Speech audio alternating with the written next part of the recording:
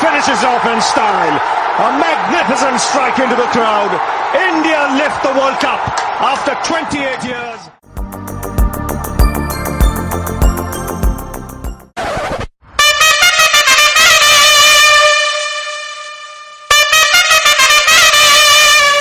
The IPL is in full flow, and of course, there's not much else to talk about except who's scoring the biggest runs, who's taking the most wickets, who's hitting the most sixes, and who is sitting top of the IPL points table pile. Of course, it's just been 1 week of the competition. There's another 6 to 7 weeks to go. A lot of matches, a lot of chopping and changing in that points table. A lot of heroes and lots of zeros. Maybe a few more super overs to come our way as well. Lots of excitement still to come. Like I said, we've just been through 1 week of the 2020 IPL. Hello and welcome to this latest episode of HotSpot, the cricket podcast. We're going to talk about all things IPL and maybe a little bit more. As always, I am your host, sports journalist and broadcaster Chetan Narula. And well, Deep Das Gupta, my co-host, has taken a wee bit of a break because of his professional commitments in the UAE for the IPL with different avenues. We wish him all the best and hope that he is staying safe and having lots and lots of fun being back at the cricket ground. We miss him here on HotSpot and hope that he will be back soon or immediately after, probably the IPL review episode that we will have at the end of the tournament. But in his place, we have someone very, very special, someone funny, chirpy, someone with an immense knowledge of cricket, and someone with a flowing mane that puts a lot of people to shame and makes a lot of people turn green with jealousy. We welcome all the way from Australia, a very good friend of mine and a good friend of the podcast as well, Bharat Sundaresan. Bharat, how have you been? I know for a fact that you've shampooed your hair specially for this episode. Well, I did it yesterday and nothing to do with this.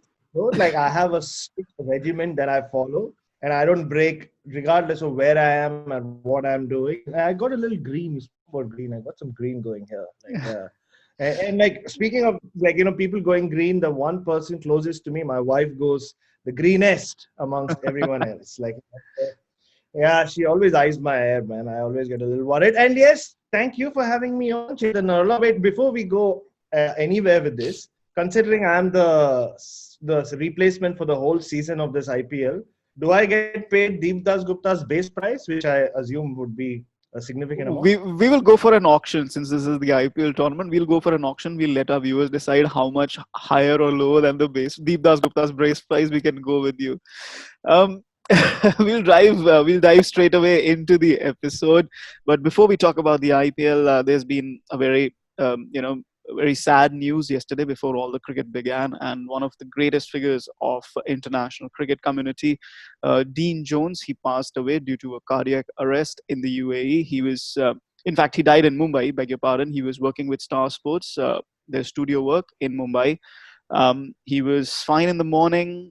He was with his team, and after that he had a cardiac arrest, and sadly, he could not survive. He passed away at the age of 59, one of the better-known Australian cricketers, one of the all-time great Australian cricketers. And he went a bit more than that, played 52 test matches, 3,631 runs, 164 ODIs, 11 centuries. But like I said, his legacy was more than that, just more than a cricketer. He was Professor Dino for all of us. We've grown up watching him play. We've grown up watching him do commentary.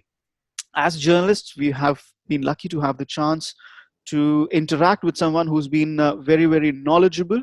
And it goes without saying that the cricket fraternity will miss him. Bharat, your thoughts on Dino's passing, maybe a couple of interactions of yours. Oh, I mean, the shock is still not worn off, because this is Dino. He was the life of the party. He was the life of the room, larger than life character. And you know what's been really interesting to me, Chetan, ever since the news broke out here in Australia last evening, it was around 6:37 p.m. Adelaide time. I just switched on the radio and they've just been talking about Dean Jones. It's almost strangely, because Dean Jones was always how do I put it, a controversial character. He was every, like, he was a childhood hero for a lot of kids who grew up in the late 80s and like the early 90s. They, like, revolutionized like one day cricket. He was the first one to wear glasses on the field. But funnily enough, after he stopped playing, I think he got more recognition overseas. Like his radical views got more acceptance, like in the like Sri Lanka, Pakistan, and of course he was a he spent more time in India. And if you ever asked him, he would tell you exactly the number of times he'd traveled to India in a year. So he got more acceptance there. But since his passing, this shock passing, it's like Australia is almost rediscovering him. Like, you hear like people, not just like cricketers like Damien Fleming, I was listening to, had some great stories about him, his former Victorian teammate, but just people calling in to these radio channels and talking about their memories of Dean Jones. And one common thread is everybody at the end of it is saying, did we not like actually value what Dino did to Australian cricket? Like, are we doing it a bit too late in the sense since he passed away? And yeah, I mean, it just like I put it this way. I mean, he was the font of knowledge, but his greatness was he was always willing to share it with whoever. You didn't have to be a cricketer or an expert. We've both had so many interactions with him in the press box. We would always be armed with his iPad. My last interaction with him was at the MCG, his beloved MCG, earlier this year, or sorry, during the Boxing Day test last year against New Zealand. He just came there for one day. He was doing some radio work. And I remember we bumped into each other. I don't know, I was actually waiting for a cup of coffee. He came and nudged me from behind and he said that, hey, have you been watching? Like, do you have some nuggets for me? So I just told him, like, guess how many bouncers Neil Wagner bowls in the nets, Dino? He's like, oh, I don't know, 12? I said, no, he just bowls 1. And Dino's like, oh, you shouldn't have said that to me. I'm sorry. I'm on air next. I'm going to use that nugget right now. I'm so sorry.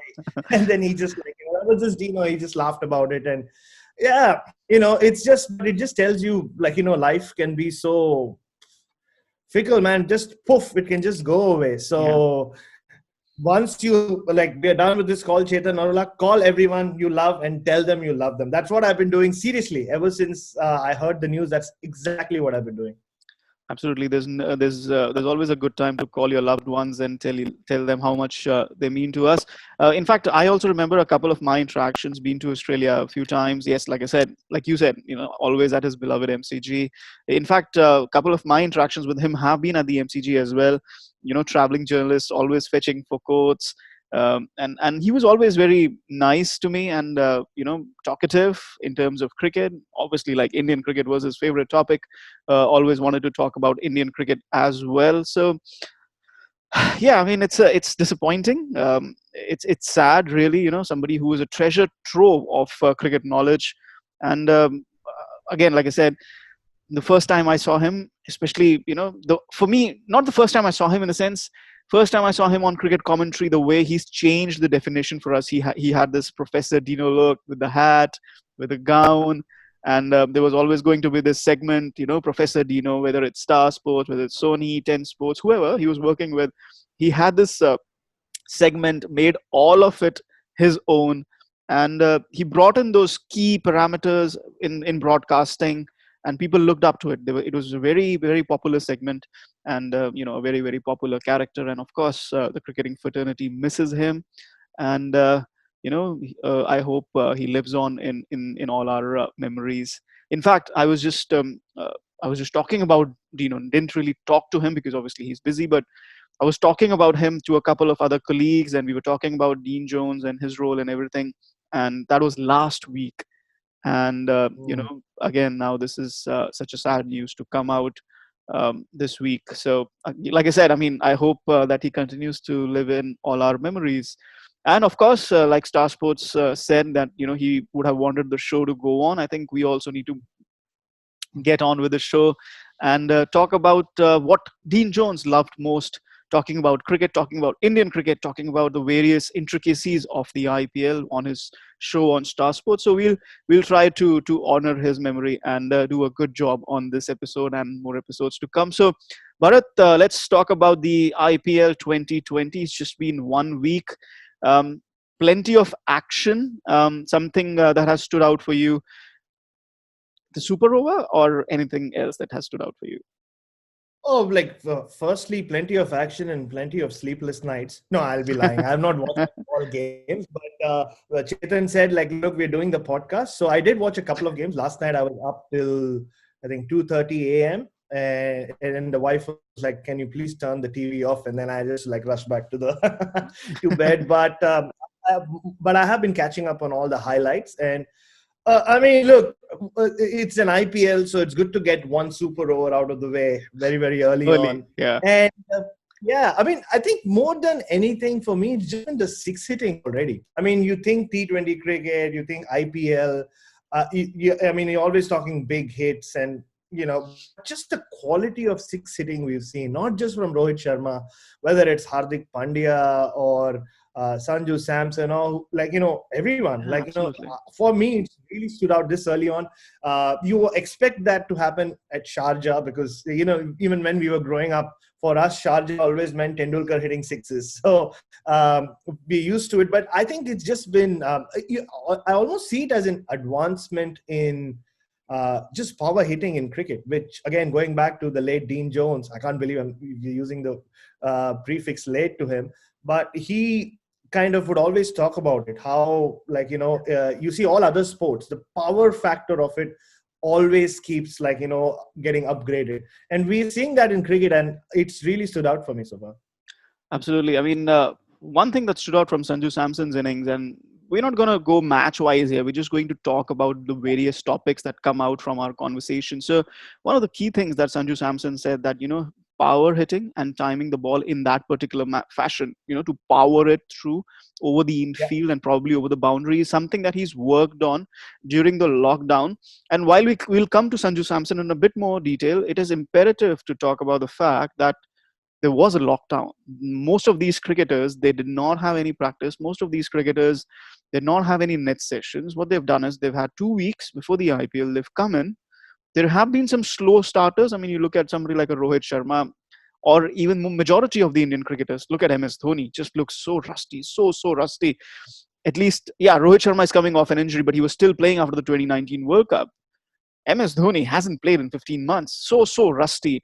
Rayadu, Chennai Super Kings, the entire team looks rusty. I mean, it's not just an aged team. They're also the people who play least active cricket. So there is this element of the lockdown impacting these players, and it's good to see that not everybody's maintained their fitness. Some cricketers have a healthy waistline, but some others have been really fit. But a lot of them have worked on their cricket, different aspects of their cricket, and that is something really good to see.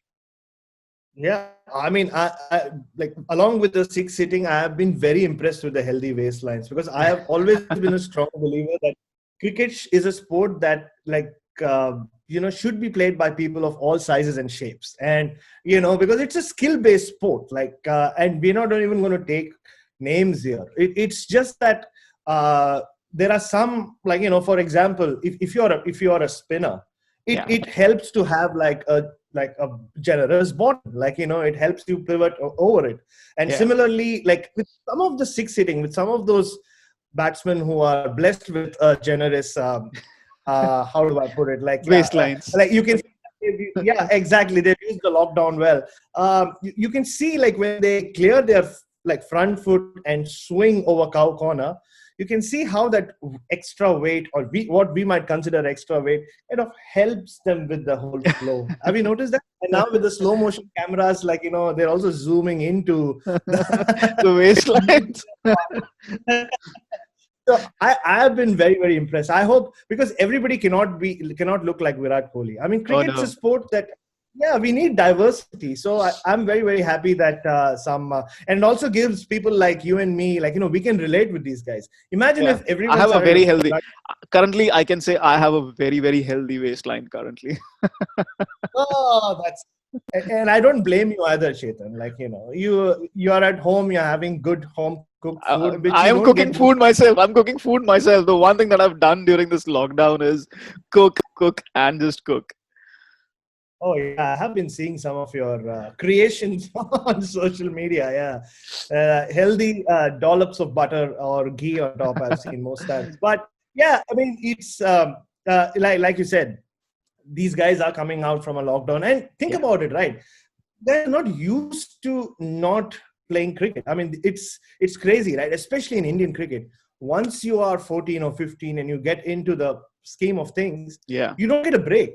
You really put your bat down when you finally eventually retire. Yeah. So this is it's yeah. I mean, we use the word unprecedented for everything in this great year, but like this is more unprecedented than most other things. So just to get your bearings right, to get into that match, especially the match fitness going, and we've heard cricketers speak about it so much, like, there's fitness and then there's match fitness.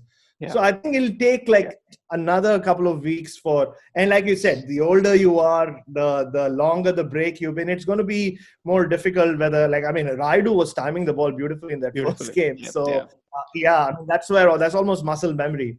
But like, we will talk about MS Dhoni, I'm sure, but like, the most difficult parts will be coming in and just like finishing games off and like just like, swinging for the fences when you've not been in that flow for a long time. One of the things that impressed me most, and we'll talk about Sanju Samson right after this, is somebody like a Mohammad Shami. He was working on his fitness throughout the lockdown. And, I'm not a very firm believer that somebody like Shami or other Indian pacers should play the IPL. I think I always think that, maybe the BCCI should just compensate them for whatever they are being paid, and they should just rest up. Somebody like, if this was not a lockdown year, if the cricket had happened the way it was, I wouldn't have wanted Shami to play the IPL, because I would have wanted him fit for, we have a long overseas schedule coming up: Australia, England, South Africa, Asia Cup, T20 World Cup. So, beg your pardon. Yeah. So I would have and also sometimes, fast bowlers tend to get hit and then they lose their rhythm. And somebody like Shami has just so much rhythm in his bowling. So I'm against, Indian fast bowlers playing the IPL, or, the test level fast bowlers playing the IPL. But look at Shami. Right now he needs to bowl, of course, but he's worked on his fitness, he's worked on his bowling, and he's come back in such brilliant rhythm. And it's such a brilliant thing to watch him bowl like that. It's just absolutely beautiful. It's interesting, right? Like how the bowlers have been looking better rhythm than batsmen. Yeah. Maybe there is something in there. Like, maybe it is it has more muscle memory, like in bowling, where you just, once you are in that rhythm, you just have to go through it. And we use the word rhythm so much with fast bowling. And yeah, especially yesterday, Shami was just like, I mean, just the way the ball was leaving his hand, it always looks beautiful leaving his hand. Yeah. But yeah, like there was just something about him, like it at that point, you just wanted him to, like, just package him, like, directly bring him to Adelaide, put a red ball in his hand, and like, yeah, it was coming out so beautifully. Yeah, but I mean, like, it's good to have an argument or a debate, Chetan, early on in our podcast career, like, as a team. So I would say, no, I'm all for like the test bowlers playing in the IPL. In fact, the way I would look at it is, I would never want Jasprit Bumrah to play a home test. Like, there is no reason he should play a home test. Just play him overseas. Just play him, like, yeah. But the advantage of playing in the IPL, A, you get that rhythm going. And B, I think just that being in that kind of a scenario where people are constantly coming after you, whether you're Dale Steyn or whether, regardless of who you are. I mean, Jasprit Bumrah the other day, 3 magical overs, and then Pat Cummins, of all people, who's not a big hitter. Like, he's just taken him apart. Yeah. Yeah, I think it's a good, like, it's a good up and down thing to have as a bowler, to constantly be challenged. I think that's when you learn, because you might be in a situation in a test match where you're being challenged. And also, if you don't get those guys to play in the IPL, how do you justify picking them for the T20 World Cup next year? Absolutely, good point there. It's just a thought, just my thought, to preserve somebody like Shami. I'm absolutely not against him playing, and love to watch him bowl, to be honest. Sorry to cut you there, because Australia do that. I mean, yeah, Australia do that. England also did that initially. Yeah, they don't play in their domestic T20 leagues. So, but I guess it's just the makeup of the IPL. You're always going to have them playing. Oh, absolutely. Just because I'm saying it, it's not going to stop. It's just a thought there. We must talk about Sanju Samson. There's been a lot of debate as to why he's not in the Indian team. Let's be honest. Brilliant knock. Absolutely. I mean, you don't really see Chennai Super Kings and MS Dhoni flabbergasted like that. They had literally no response. I don't remember in 13 years of IPL when MS Dhoni did not have a response, when his bowlers were not responding to what he was saying. Ravindra Jadeja tried wearing his lens, but he was taken apart again. Piyush Chawla did not even bother wearing his lens. He kept on flighting the ball and kept on getting hit. It's like, I'm going to do the same thing and hope for a different result. It doesn't work like that.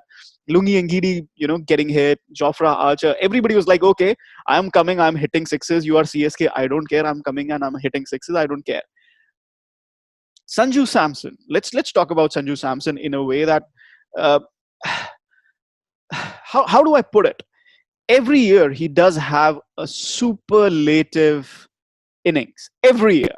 I was looking at his statistic. Somebody was arguing with me. Somebody's always arguing with me. So, so he was arguing with me that, why is he not in the Indian team? And I was like, listen. Last year's statistics, he had one innings over 50 in the IPL. And that was 100. And after that, in 11 innings, he did not score a half century. For somebody, and he only scored around 340 runs. For somebody who's batting at number 3 consistently in the IPL, that is not a good return. That is not a good return. And right now, the Indian team is totally chock-a-block with talent. There are new people coming in. They're looking at somebody like Rishabh Pant is no more keeping wickets. He had a couple of good IPL seasons, because of which he came to the Indian team. But he did not make it properly. Now they have KL Rahul, who's doing so well. He's grabbed the opportunity with both hands. You have Prithvi Shaw, you have Mayank Agarwal, and you already don't know what to do with Shikhar Dhawan and Rohit Sharma. Virat Kohli, you don't know where Virat should bat. Should he bat at number 3? Should he open? And you don't know who are your. I mean, obviously you want to play Krunal and Hardik both. You don't know what's your batting lineup. India doesn't know what its T20 batting lineup is. Manish Pandey is there. Shivam Dube is trying to come in. Slotting in Sanju Samson is not easy, especially when he's not being consistent. So again, I am not saying that this is a flash of the pan innings. It was an immaculate innings. It was a brilliant innings. But it just needs to be more than one innings every IPL, doesn't it? Yeah, I mean, and Sanju Samson has the advantage of being an attractive batsman. And cricket, you would agree, is a game of aesthetics, right? I mean, batsmen who seem to be pleasing on the eye, because it's a very subjective thing anyway, this pleasing on the eye. I mean, some might think Dean Elgar is the most attractive batsman in the world. And cricket is one sport where this whole concept of, beauty lies in the eyes of the beholder and all that actually works. Right? Don't tell Steve Smith, okay? Yeah, I think some parts of Steve Smith is very attractive. Oh, absolutely. You were talking about the pulse, the swivel that he brings from off stump. Oh, brilliant! But yeah, carry on. Yeah, go on. No. So I think he has that advantage. So even though he, like you said, he plays those 1 or 2 knocks, which like he scored 200s I think in the IPL in the past. Yeah. But he always produces that knock that gets people to sit down and just talk about him. That's his advantage. So if he can add that, and it seems very obvious, but if he can just do it 6 or 7 times in an IPL season and not just 2 or 3, that will just open the door to him. And you also have to see that, yes, the IPL does produce cricketers for India, but look at those who have been picked through the IPL for India. It's generally been guys, whether they're bowlers or batsmen, who had like you said, the word consistent. They've shown that consistency through one season, where they've had a breakout season, Rahul Sharma, I remember a long time ago, or even Akshar Patel. Yeah. Or they've had 2 seasons, if you're a batsman, where you've just dominated the tournament. You've literally taken it by what KL Rahul has been doing of late. Yeah. So the thing is I mean, you want people you want to see Sanju Samson bat, Absolutely. You want to see him bat. Because he just looks so good when he does it. Absolutely. But I mean, but if you don't do it consistently, and especially look, the other the challenge for guys like Sanju Samson is he's no longer considered a young batsman in the sense. Absolutely, yeah. In the middle age of batsmanship, if I may call it that, because already you have Yashasvi Jaiswal and Devdutt Padikkal. So that's the churn of Indian cricket, right? In such a big country. It's not like Australia, where you'll hear about the same batsman for 4 or 5 years and then they'll come into the team. And that's not how it works. You just have 6 teams here, 6 states here. So in India, you have to, if you're not really, if you're not knocked the door down by the time you're 25, 26 as a batsman, then, I mean, then you're really looking at suddenly there being a lot of openings in the Indian team, and you just being at the right time at the right place. So I think the time is now. It's on his shoulders, really. Absolutely. And I think it's a very, very important point that you touched. And it was also a part of my argument.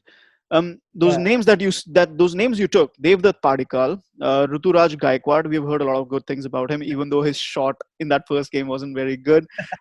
You have Devdutt Padikkal, you have Ruturaj Gaikwad, Yashasvi Jaiswal, and of course you have Priyam Garg as well. And a lot of other names will crop up during this IPL. It's just started. It's just 1 week. So Sanju Samson is not any longer in competition with Manish Pandey or Rishabh Pant or KL Rahul or anybody else who is in that particular crop and trying to make it to the Indian team. He's not. Yeah. He's also in competition with these young guys who are trying to change the scenario, trying to get that power hitting in, and maybe trying to get into the next T20 World Cup squad. So the early time for Sanju Samson to say, oh, listen, now I've got your attention, I need to be the Indian team, that's been lost. Right now, the competition has grown. He's now in that age bracket that he's competing with people ahead of him, and he's competing with the youngsters who are coming in behind him. So it's not easy. And like you said, absolutely, I agree. If ever there was a year, he started so well. And that's my problem with him. That's half my problem with him. He started so well. He just needs to carry it on. He started last year again very well with that 100, and then if you imagine, out of 340 runs, he scored 101 innings. That means in the rest of the 11 innings, he scored just 200 runs. And somebody who's batting in the top 4 in IPL in 12 innings, that is not a good enough. You might be the best batsman out there, best looking batsman out there aesthetically, most talented perhaps, but that is not good enough to propel you. And not to mention, I'm sure Bharat will agree with me, his first class returns have also been a bit up and down, and he's caught some headlines for the wrong reasons. I mean, leave aside all of that, it's just the consistency that's missing. And we hope that Sanju Samson wakes up on the right side of the bed throughout this IPL, and because we love watching him bat. And yeah, you know what he is, Chetan? He is like, if I can compare it, he's like the middle class of India. Like these younger guys are the guys who have nothing to lose, right? Yeah. Even if they fail now, you're just 19, 20, you have another season. Yeah. Whereas the guys like Manish Pandey and KL Rahul, they have everything to lose. They're already there, but they want to keep that. Sanju Samson is the middle class. Like he can't like have a very bad season, then he just completely drops off the pecking order. And even if he does really well, as you and I know, as like the middlest of the middle class in India, you still need to like wait for someone to give you that opportunity to break the ceiling. So it is a tricky position to be in. So it really comes down to him. Now it's no longer about the selectors not picking him or him not getting enough chances. And of course, we need to talk about this aspect, because now he's suddenly a part of Suddenly he's part of a troika. KL Rahul, Rishabh Pant, and Sanju Samson vying for that one spot of that keeper batsman, or maybe two spots. And MS Dhoni is not there, and still he's getting a lot of criticism for that innings. He's not been batting at his, I don't want to say usual spot, but at least not even in the top half of the batting order. I tweeted about it, got a lot of flack. Not really, it doesn't really matter. But my point of view was that, and it was not against the fans, to be very honest. I was not talking about the fans. Fans are always emotional. Fans will always have a right. And in franchisee cricket, I think CSK fans have the most voice. I don't think my voice matters or your voice matters more than CSK fans. But will CSK fans turn on MS Dhoni immediately after just 2 innings in 13 seasons? I don't think so. They will have concerns because Suresh Raina is not there and MS Dhoni is not looking the batsman that he was. He's very, very rusty after 15 months away. He's not, even despite those 2-3 weeks, and of course CSK had lesser time to prepare because they had the COVID outbreak. So they've not had adequate preparations. They've been put back by Suresh Raina and Harbhajan Singh pulling out. So there's more responsibility on CSK, more responsibility on Dhoni, and they're not looking good. That's the bottom line. But the fact of the matter is, beyond CSK fans, it's a CSK franchise. I mean, the kind of criticism, the kind of headline-grabbing criticism, my tweet was against the headline-grabbing criticism. The guy doesn't play for India anymore. Does his form or does his strike rate matter that much? Yeah, I mean, you're I saw that tweet, and I really I thought you hit it out of the park with that tweet, because now that he doesn't play for India, you don't really have like a fan ownership over him. Like, it doesn't matter to the, Yeah, like you said, it's all about Chennai Super Kings. Now he's just an employee of that franchise in many ways. Like, so if they don't have a problem with the way he's batting, if like, so like, yes, as fans you can have a say about it, but it's no longer a case of him. Like, the selectors like are out of his life now. yeah, He's not, absolutely. he doesn't for any team anymore in life. Like, yeah, so look, but that's how Indian cricket is. Like, when you have like set the bar so high, like Yeah, Dhoni has yeah. for so many years, people always will come to you with expectations. Because also think about it, right? Indians right now are also, they're not out of the woods yet in terms of this pandemic. They're still at home, stuck at home, and they want some sort of normalcy, right? And when you see Dhoni finishing off a match, or Dhoni just sitting sixes, for you it's like, okay, that's one semblance of my normalcy that I've got back. And now when you see him also struggling, you're like, yeah, like, Arey what's the yaar, point of like ye this bhi, हाँ, exactly. game? He's not got the virus yet, thankfully, but like, what's the point? The virus seems to have got to his batting. So it's that, but that's how Indian cricket is going to be. And see, but that's the thing with Chennai Super Kings and MS Dhoni as well. He has started, especially in the last few years, he has started some IPL seasons poorly, or not poorly, like not at his best. And that first shot he played, I think in the first game, which I did see, he just like he, with his whole body kind of swung and he just missed the ball. It was like a short ball from someone. Yeah. So you could see that he's also desperate to kind of break the rut, like, or kind of like get into that rhythm. But it's going to take a while. But that's the thing with that man. No, you can't rule anything out. Suddenly, when you don't know it, like some feel. So yeah, but I think more than anything, people just want to see some. They would love like to see Sachin Tendulkar suddenly walk out at Sharjah and play for Mumbai Indians. Maybe it's not a bad idea to contemplate. Like, maybe they should just pull it off just for one game. To get people on. And like, yeah, just to uplift our lives. And I absolutely appreciate what you're trying to say. But there is method behind Dhoni's madness, because, and I'm talking about last night's game, which I mean, you should have switched off television earlier than you actually did, because it was not a very very good game to stay up to. Because here are the scores that I want to talk about here. Okay, so you look at Rajasthan Royals, they scored 216. CSK, playing the way they did, they got to 200, and they only lost by 16 runs. Now you look at what RCB did. Kings 11 Punjab got 206, and playing the way they did, RCB were bowled out for 109 in 17 overs. CSK batted out their 20 overs. They only lost by 16 runs. Kings 11 Punjab won by 97 runs. They were bowled out for 109 runs. Now what's happened is, if you look at it, CSK only have 2 points, but their run rate is minus 0.145, which is not too bad. There's still so many games left. You can recover from it. But look at RCB. It's deja vu all over again. Their run rate all of a sudden is minus 2.175. How? I mean, I'm not saying they can't come back from it. Run rate might not matter in the end, because you might win every game and it would not matter. But what if it matters? And that is the point, that so early in the tournament, especially with CSK struggling, and they have this template, CSK have this template that they will play out the overs and make sure that the run rate, that they are okay with the run rate. Yeah. I mean, see, and tournament play is always different to a bilateral series, right? Yeah. Where like, oh no, if you lose a match, you are behind in a series, or you lose a match and you lose the series. Tournament play, and you follow a lot of sports, Chetan. I mean, in the English Premier League, every team goes out to win.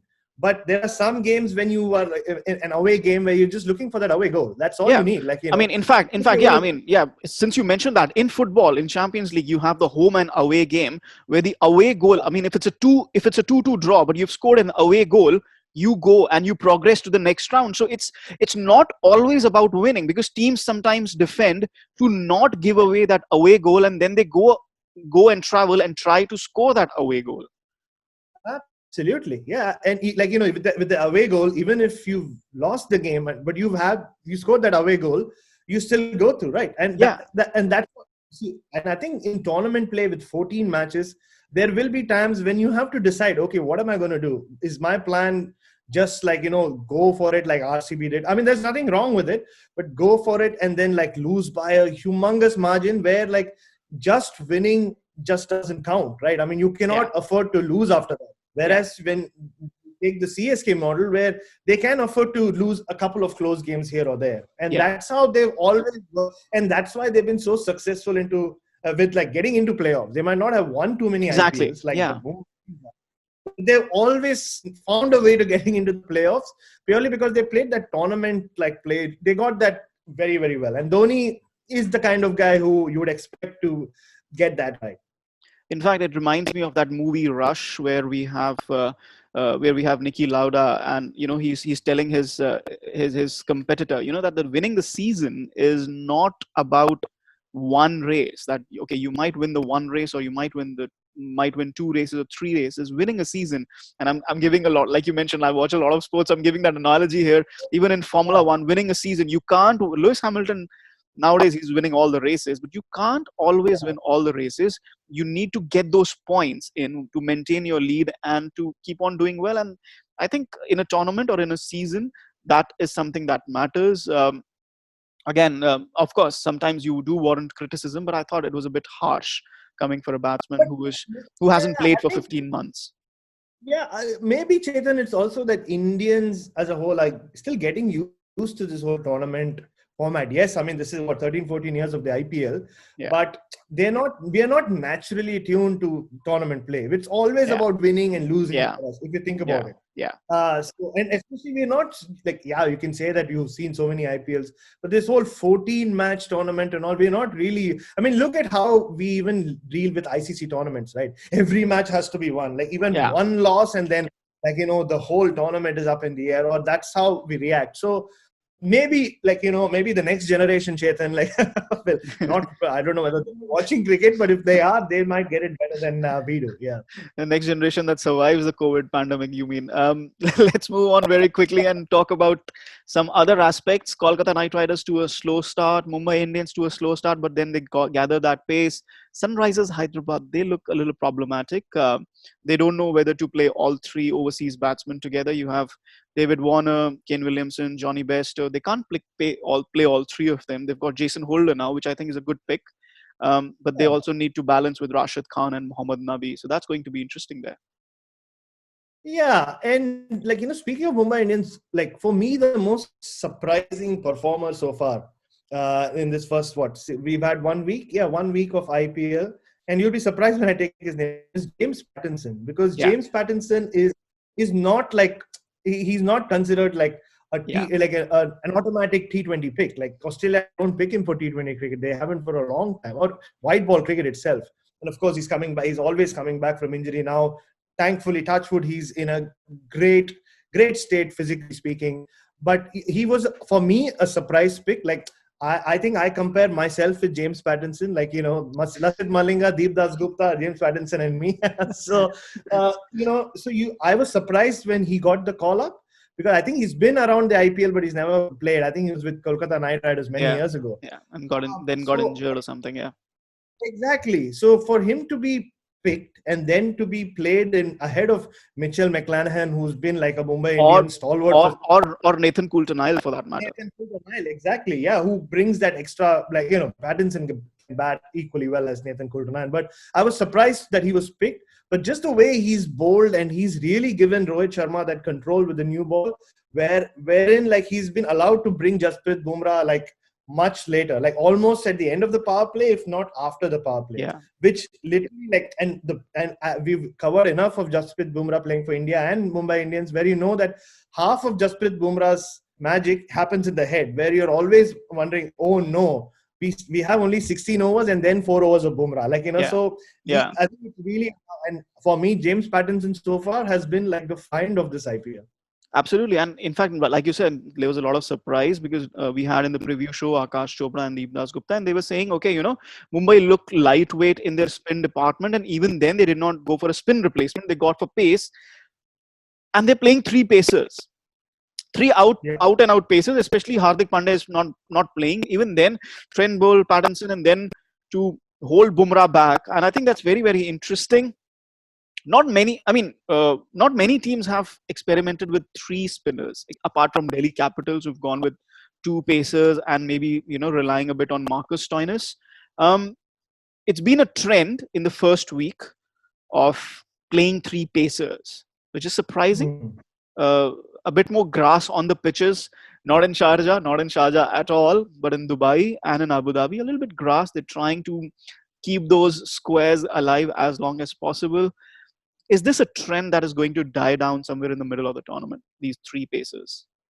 You know what? I think it's a trend, I believe, which is picking up in T20 cricket. Like for a like initially, like spinners were thought of as being just like filling like fillers in T20 cricket when it started back in the mid Yeah. 2000s, long time ago. So when we were much younger, Chetan. But then that came a phase like and there are some leagues. If you watch the CPL, everybody's bowling spin, like or like even the fast bowlers are bowling change ups.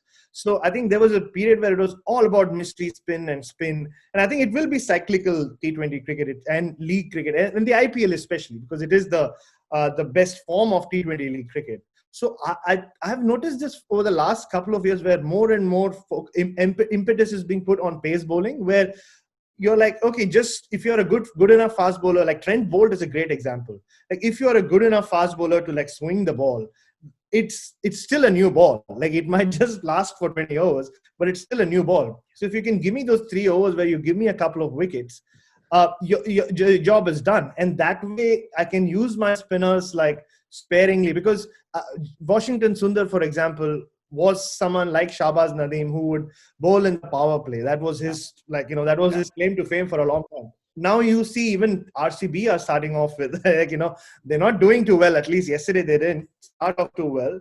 But I think that trend will continue. But having said that, maybe the pitches will wear down. You'd expect the UAE pitches to get slower and lower. That's when you'll see a lot more spinners come in. See the likes of Sunil Narayan, Jadeja, Rashid Khan will be automatic picks. They'll just play regardless. So but this whole thing of playing how Kolkata Knight Riders used to have a lot of spinners for during a period of time when playing at home. So that trend will change, and there are no home and away games anyway here. So the conditions are all neutral. At least they're slotting them like that. Just the last point to discuss in this episode of Hotspot, I think it's about KL Rahul, brilliant 100 against RCB. We've had some good innings so far. Rohit Sharma, Sanju Samson. You look at sorry. Surya Kumar Yadav. Surya Kumar Yadav. I mean, it's been quite a few matches. I can't recall all of them. But yeah, I mean, Sanju Samson, of course. Mayank Agarwal, I missed out his name. Marcus Stoinis, he was a surprise pick there. Faf du Plessis, Ambati Raidu. So yeah, I'm trying to recall all of them now. So my point is, I think KL Rahul has stood out. He's changed his game throughout the last couple of years at least. He's lost a bit of balance. Personally, I have seen him, how much ever I have seen him, I think he's lost that balance, from coming from red ball cricket to white ball cricket. That's been his pursuit. He's always wanted to be an all format cricketer. But in that pursuit, he lost a little bit of balance with the red ball cricket. But right now, forget about red ball cricket. He is a brilliant white ball batsman. Even in the World Cup last year, he was, moving up and down the order. Suddenly, after the injury to Shikhar Dhawan, he had to come and open, and he did a fine job of it. And he is definitely India's top choice. And for the T20 World Cup as an opening batsman, whether he keeps wickets, that's immaterial. Even in ODIs now, he's given a new role. He's gone down, gone down the order again. Got number 5 now because he needs to keep wickets. He can't open anymore, and he's excelled there as well. So at this moment in time, there's not much KL Rahul cannot do with the white ball. Yeah, and you're right. Like on that New Zealand tour, where I think you left before the test matches with KL Rahul in a way. So he wasn't even in the red ball squad. And it's amazing, right? A few years ago, you thought he will be like the test batsman for India, Exactly. like where he'll be like the next Pujara almost. He'll play mainly test cricket. You'll see him, and like maybe here and there in the IPL. I remember he was picked for the Sunrisers one year, where like he just looked a little out of place. But now I think he had a great season with RCB a few years ago. But now he's just like taken his game. Like, and yesterday's innings was a classic. Like you could literally see how his white ball batting has come of age. The way he started, he was still like, timing the ball, keeping the ball on the ground. But then the way he exploded, I mean, if you can do that, there is always a debate about, do you need anchor batsmen in T20 cricket? And a lot of debate about it. Do you just want like guys who can just come and clear the fence or play at a certain tempo? But if you can start with a strike rate of 120, 130, see off the new ball, hit a few boundaries, and then make 100 of 60 balls, then I think you got the balance perfectly right. And just the way he finished off that innings, like, yes, he was dropped. Virat Kohli dropping catches, which is not common, which is actually not that uncommon. I don't know why people were making such a big deal of it. I've seen Virat Kohli drops a lot of catches. I don't understand this. I mean, he's a good fielder. He's a good outfielder, but he drops a lot of catches. Yeah, I don't know why people are suddenly like just forget things. It's almost like he can do no wrong. Like you're building up this whole image of like he can do no wrong. Where anyway, so he's really like, I mean, he's in fact, I mean, I might get into trouble for saying this. He's in fact kind of laying a blueprint for how Virat Kohli might want to play in T20 cricket, where he sets the whole like tempo and just explodes in the last 4-5 overs like Rahul did yesterday. So it's a debate. I mean, like someone else also I think tweeted like saying, is he the best T20 batsman in India right now? It's tough to debate. Like, just the way he's been batting in white ball cricket, and not just in the IPL, but also for India, he's right up there. I mean, he's right up there with Rohit and Virat. Yeah. You can't separate the three of them. Absolutely. I think the top order, if you have KL Rahul, Rohit and Virat in your top three in the T20 World Cup, especially in India, or in fact in any part of the world at the moment, I think India will have a good say. It's just about it's just about sorting out that middle order or number 4 onwards. But Shreyas Iyer is there. So let's say number 5 onwards, because you never know who's going to slot in there. There are quite a few names, as we had discussed. It brings us to the end of this discussion. It's just been week 1. As always, there's been lots to talk about, and we're not previewing any matches. We just don't want to do the preview reviews. We want to take a look at what's happened. We just want to talk about things, all things cricket, all things IPL. So we'll be back next week once again and talk about what's happened in week 2. At the moment, that's all we have from this episode. Do share this podcast on social media and all platforms. Leave your feedback. We are always eager to hear from you. Thanks to Bharat Sundaresan. He's been the perfect substitute, and looking forward to a longer innings from him on HotSpot. Thanks again for joining us, Bharat. Oh, thank you. Auction starts now. And the reason why we're not previewing any games is because the IPL is not held in India, so we're not really sure about the schedule. Let's be honest. Yeah, I mean, uncertain times, and we hope that COVID stays away from the tournament, the bubbles stay secure. Yeah, and we wish everybody who's listening or watching to this podcast also stays safe, so that you can tune in once again next week. Until that time, it's goodbye and take care. Dhoni finishes off in style. A magnificent strike into the crowd. India lift the World Cup after 28 years.